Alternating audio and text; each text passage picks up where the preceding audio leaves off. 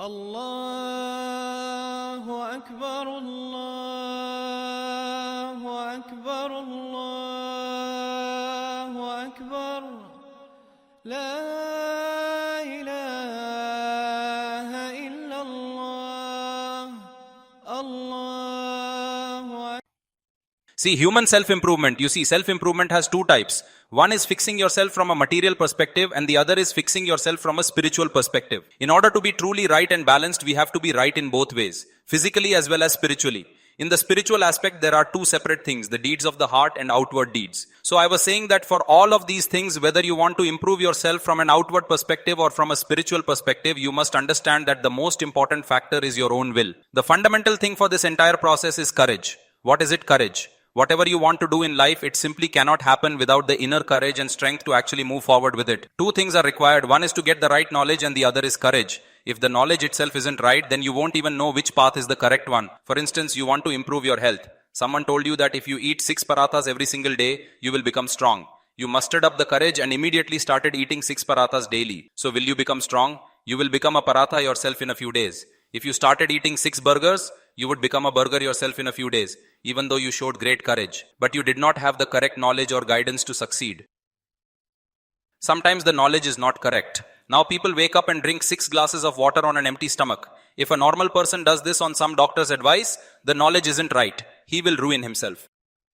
Yes, if a doctor advised it for some specific illness, that is different. So a person should have correct knowledge, but even that is not enough. Sometimes we have the correct knowledge yet lack the will. We all know that 5 prayers are obligatory. Call it knowledge or not, but do we actually pray? Compare the crowd at Fajr to that of Jumu'ah. We find the strength for Jumu'ah. But for Fajr, I don't know what the problem is. One simply cannot wake up. Now if we didn't believe in Allah, we wouldn't even pray Jumu'ah, right? Would a Hindu ever come to offer Jumu'ah prayers? Of course not, because they don't have that conviction in their hearts. They don't even believe in the necessity of it at all. If you ask a Hindu, why don't you pray Fajr? He'd say, brother, I don't even pray Eid. I don't believe in Islam at all. If someone asked us that and we answered like him, they'd ask, then why did you come for Jumu'ah? So he clearly believes in Islam, which is why he comes for Jumu'ah. But the same Allah who decreed Jumu'ah as mandatory is the one who also declared Fajr to be mandatory. Yet at Fajr, people simply vanish from the scene. What is the reason? Jumu'ah doesn't require nearly as much effort as Fajr does. So it is not a matter of lacking knowledge. The real issue is a lack of willpower. I was discussing this in my talk last week, that this weakness stems from 2 causes. Behind every failure is a lack of willpower. It is laziness, pure lethargy as they say. We hear from doctors that we should go jogging, but we don't. We feel as if we just can't bring ourselves to walk. Who is going to do it? Just forget it. We hear from experts we should eat almonds, but who is going to sit and peel them? A burger? Yes, order that. Pizza? Let's devour it. We hear from doctors that smoking is harmful to one's health. But brother, when you quit, it causes tension. So just have one for now. There are dozens and dozens of such things that we do every day, for which we have the correct knowledge, yet why is that knowledge not being put into practice? It is due to a lack of willpower. You likely understand. If not, have you grasped this point? Why it doesn't come? Now, about building resolve or the lack of it, there are 2 specific reasons for this lack of drive. One is a spiritual reason and the other is material, and the other is a material reason. I will explain the spiritual reason to you in just a moment. What is the cure? Spiritual means that you are fine, your body isn't weak, the body is powerful, it's a strong body. For instance, if you haven't slept enough at night and you feel quite exhausted and have been awake for 2 days, will you have the drive to do anything? You won't have the will at all. Is this a physical cause or a spiritual one? This is a physical cause. The cure for this is not listening to a sermon by some elder, that you listen to elders' speeches, so that the cure for this is not listening to a sermon by some elder, that you listen to elders' speeches so that you gain courage, or listen to a motivational speaker. The cure is to sleep, otherwise you'll collapse. So there is a material cause and a spiritual one. Materially, Westerners or secular liberals are very active in staying healthy. They have the drive, yet they are very lax in religion, as they lack spiritual discipline within their secular lifestyles. The reason is that they have a spiritual defect. They lack the required faith in the afterlife and they do not have the necessary conviction in the reality of both heaven and hell as they should. They lack the love for Allah that they should have and the awareness that this world is just a transit point. Unless you address both types of ailments, you cannot hope to find true strength of will. Courage will not arise. And remember, a lack of resolve is a disease that ruins the hereafter and destroys this world as well. For a man without drive, there is simply no path to success anywhere. The lazy and weak-willed have no right to survive here. They cannot hope to last long. These people die and their lives are worse than death. Life is worse than death. So to overcome this lack of courage, you must strive to change your inner state and your outer habits as well for the better. My brother, you need to fix your diet and change your lifestyle as well. I've been thinking for many days. Our teacher, my sheikh and mentor keep telling me that I should start taking people's spiritual pledges regularly now. And mentor keep telling me to take people's pledges. I am thinking that if I start taking these pledges from young men, I won't do it the traditional way that people usually expect from us. Because our biggest problem, whether religious or not, is laziness. Once I start taking those pledges, I will make sure that the main focus is on building discipline and physical strength in everyone. Then to discipline them, I'll make them run every morning. You'll have to run in the morning or else just go back and sit at home and don't bother coming back here at all anymore. Sometimes people come to the monastery and just keep eating until their necks grow thick and they become lazy. Anyway, thank God our elders who were the pioneers of this spiritual path were active. This chain of monasteries has produced great men of God, very active people, but now the era has changed. It has changed completely and people have become much more lethargic now. We spent time in our Sheikh's monastery. Our master was so active, not just active in the stories I tell, but seeing him gave us motivation and the drive to work hard for our own goals. So the most important thing is to end this lack of courage. And remember, spiritual healing starts later. Not that jinn and ghost kind of healing that people often talk about in a superstitious way, but the genuine, true spiritual healing. Yet before that, there's the diet. Without controlling it, building courage isn't possible because a heavy stomach always leads to a lazy mind and body. You eat 3 parathas in the morning and think you'll have the strength to work all day. No. You will just end up feeling sleepy and sluggish for the rest of the entire day ahead. Once you've devoured 3 parathas along with puris, you're out cold. Look at what people do on Sundays. They sleep in late, don't they? They waste their whole morning just sleeping in their warm beds. Today is a holiday, so they eat halwa puri and then sleep. What do you think? Is this how a productive person should live? It's wrong and destroys both your physical health and spiritual drive. Now, if I tell such a person about the virtues of heaven and hell or teach them God's remembrance, they won't change. Because their glucose has spiked so high, why did our Prophet, peace be upon him, tell us to always eat less? Whether to eat more or less isn't exactly a prophet's topic, it's a doctor's topic. Don't you think? I mean, what to eat or not isn't his field, it belongs to medical science. Yet the Prophet still tells us to eat less and to fast. This means it's connected to religion. A glutton, someone always devouring parathas and burgers, can never be pious. They'll become lazy, get a belly and lose their shape. They will lose their agility and the ability to focus on worship because their body is always busy digesting large amounts of heavy food throughout the entire day, and they will not have the stamina required to perform spiritual exercises. They'll be all misshapen. Wherever they sit, they'll just lie down and won't get up. Even if the police come to lift them, they'll arrive an hour late because they are just as lazy and slow. Because they've also stuffed themselves with halwa puri. The police will come to move them, but they'll be an hour late since they've also been eating halwa puri and biryani for their breakfast. The entire nation is lazy, isn't it? So we need reform in 2 ways. First, control your diet. Without fixing what you put in your body, you cannot expect to fix your mind or soul. Don't neglect your diet. Eating and drinking just enough is vital for our health. Do you remember what I mentioned in my sermon last Sunday? I spoke about the importance of being active. I lectured for nearly 2 hours after Maghrib.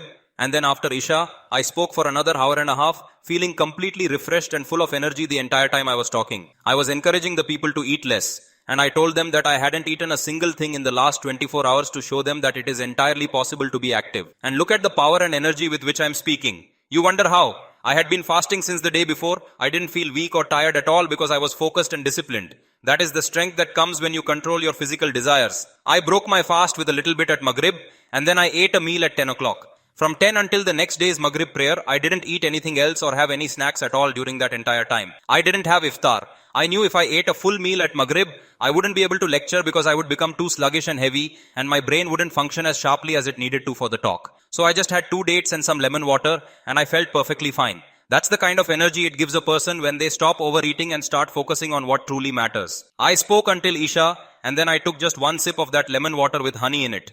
1 sip, then I lectured for 2 more hours with full focus and great intensity and strength. I swear by God I'm not telling these stories to show off like I'm so holy that I only eat once. I might even eat twice as much as you do on other normal days.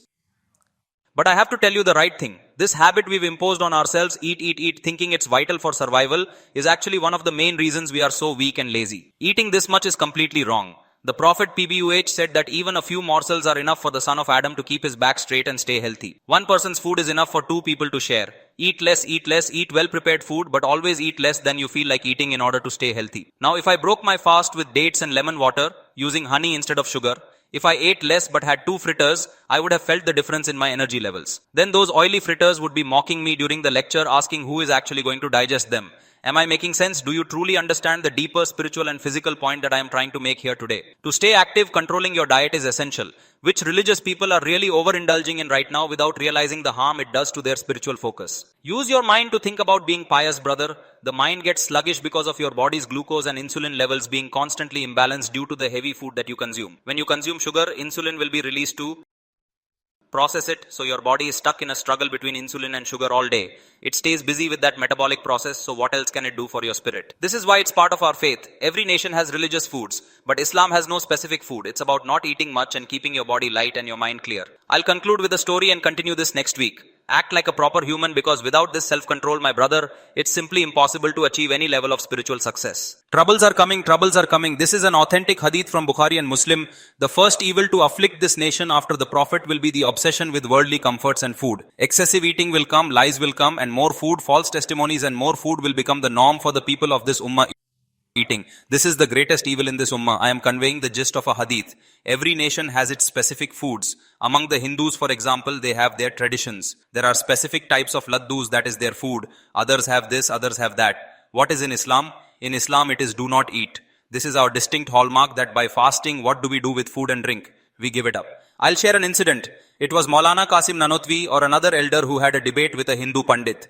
Debates like this used to happen quite frequently during the British colonial era, as scholars often engaged in public discussions to defend their faiths and their long-held beliefs era. So the Hindu Pandit said, when they sat face to face, the Hindu Pandit said, I don't know if it's one cauldron or two, such a big cauldron that is 20 times larger than a man, well, I will eat this whole cauldron myself. 20 times larger than a man, well, I will eat this whole cauldron. Can a human eat it? Can a human eat it? It's impossible. So I will eat this. It will be a miracle, right? Such a small stomach, but I digested it all. You too eat a cauldron and show me. If you eat the cauldron, it means your religion is true, that God is with whom? Say it, with you. He is helping you as He made you digest such a large cauldron that no normal human could ever eat. If I eat it and my stomach doesn't get upset, it is digested and I didn't die, then it means God is with whom? With me. Because miracles happen, right? And they prove that there is a divine power. That whatever is rationally impossible has happened, so it means there is divine power behind it. After a while he said, look brother, eating these large cauldrons is the work of buffaloes, not humans. A human is defined by his intellect and self-control. It is man's job to control desires. Even if hungry, one should not eat, that is the job. So let's do this. I will stay hungry for a week, you stay hungry for a week too. Show me by staying hungry. Whoever stays hungry for a week and survives, their religion is true. It means God is with whom? With him. He couldn't manage to do that. So my brother, eating and drinking, cows and buffaloes eat more than us. Leave all that for them. We are here for a much higher purpose than just filling our stomachs. What is our duty? Regarding eating, say it, to control. You ask, how will we afford to eat these almonds, pistachios and walnuts? When you reduce the cost of tea and these tobacco and pan chews, I have done the calculation. A month of tea is more expensive than these almonds. You are spending more on toxins than on health. You calculate it yourself. It's more expensive than pistachios and walnuts. Say it. More expensive than milk and other healthy options that would actually benefit your body and your mind. All these things end up being more expensive. Anyway, this is for medical science. What to eat, what not to eat. I'm only saying that you should be mindful of your own habits that try to control your noble mouth. And the best solution given by Allah and the Messenger is fasting. What do you think, brother? What to do, brother? We must start practicing this discipline immediately. In a speech, I told people to keep these 10 fasts. I will keep them too. I kept mine, but after 9, what happened was that I didn't wake up, then I finished one later. So people commented on my speech saying we fasted because of you and got into trouble. No work was done all day. The condition became exhausted from weakness. Understand well that this feeling is only temporary, because whatever habit you have formed, it takes time to change. So it is fine, just sleep through it. After 3 or 4 days, you will get used to it and it will eventually become a habit for you. The Sahaba fought and won wars on just 2 dates, and they were made of the same clay too. It takes a few days to get used to it. It is not physical weakness that you feel, but a mental one. It is an addiction, a habit. Your brain keeps saying, eat some parathas, what's wrong, why haven't you eaten? The brain is just stressed out for 3, 4, 5 or 6 days. After that, the tension ends and you'll feel lighter and active. So you need to move in this direction, because you cannot do it by overeating. This laziness will not go away. There are many other things as well besides this, for some other time, God willing.